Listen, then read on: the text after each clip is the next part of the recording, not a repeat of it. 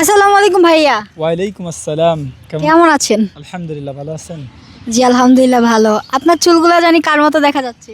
কার মতো দেখা যাচ্ছে? প্রিন্স মামুনের এরকম চুল ছিল না? না, প্রিন্স মামুনের এরকম চুল থাকবে কেন? আপনি তো তার ভক্ত, আমি যতটুকু জানি। না, আমি তার ভক্ত না, সে আমার ভক্ত। আমি তার ভক্ত হতে যাব কেন? সে আপনার ভক্ত? হ্যাঁ, অবশ্যই। আমি কেন তার ভক্ত হতে যাব? কিভাবে ভাই? এভাবেই। সে তো বাংলাদেশে বিশ্বের 1 নাম্বার কন্টেন্ট মানে টিকটকার। সে আপনার কাছে টিকটকার হতে পারে বা ভালো কিছু হতে পারে, কিন্তু আমার কাছে না। তাহলে হয়তো আপনি লায়লার জামাই।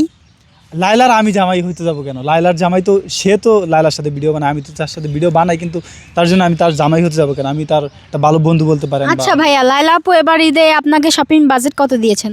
সে আমাকে বাজেট দিতে যাবে কেন? আমি কি তার থেকে বাজেট নেওয়ার জন্য আসি নাকি যে সে আমার বাজেট দিবে? আপনার কিছু ভিডিওতে দেখলাম খালি লায়লা আপু বলেন, এই কারণে বললাম।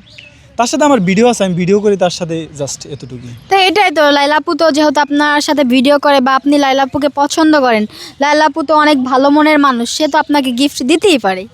গিফট সে দিতে চাইলেও আমি নেই না, কারণ আমার সামর্থ্য আছে, তাই আমি কার থেকে নেওয়া পছন্দ করি না। ভাই আমাকে 5,000 টাকা দিবেন? কেন? আপনার সামর্থ্য আছে তাই আমার বললাম। সামর্থ্য আছে এই কারণে কি যারে তারে দিতে হবে? ফেসিয়াল করতাম ভাই। ফেসিয়াল করবেন? তো আপনি ফেসিয়াল করবেন, আমি দিব কেন আপনাকে? এই যে আমি আপনার খালাতো বোন লাগিয়ে লিগে। কই খালাতো বোন লাগেন আপনি? আপনি খালাতো বোন লাগলে কি 5,000 টাকা দিতে হবে? ধর আমি ভালো না, আপনারা কমেন্ট করে জানাইবেন এই বেটা হইছে লায়লার জামাই লাগে, লায়লার জামাই। এগুলো